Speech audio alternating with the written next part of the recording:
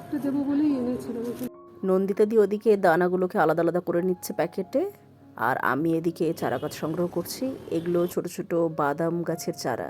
তো এখানে দেখলাম একটা বড় বাদাম গাছের তলায় প্রচুর চারা হয়েছে, সেখান থেকে কিছু চারা সংগ্রহ করে নেওয়া হলো অন্য জায়গায় লাগানো হবে বলে। রিক্সা স্ট্যান্ডেও লাগানো হয়েছে যাতে এখানে ছায়া হয়।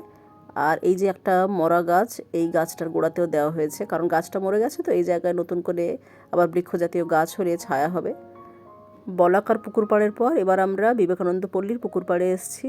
এখানেও অনেকটা জায়গা আছে।